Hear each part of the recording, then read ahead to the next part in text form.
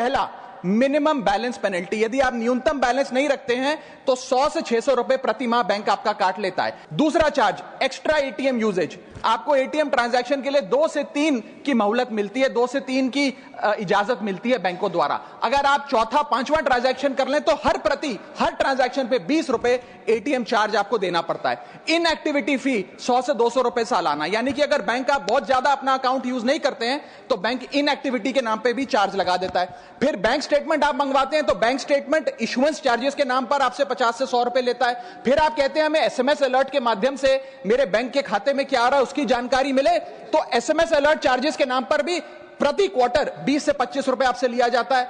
Online payment करेंगे NEFT की तो ट्रांजैक्शन फी भी ली जाती है। जबरदस्ती आपको पहले लोन बेचते हैं और फिर उसके बाद लोन प्रोसेसिंग फी के नाम पर 1 से 3% लोन अमाउंट का काट लेते हैं। और जब आपकी किस्मत ठीक चल रही हो और आप समय से पहले अपना लोन बकाया जो है उसका भुगतान करने बैंक पहुंच जाएं तो loan pre closure charges, early payment penalty के नाम पर भी बैंक आपसे पैसा वसूलता है।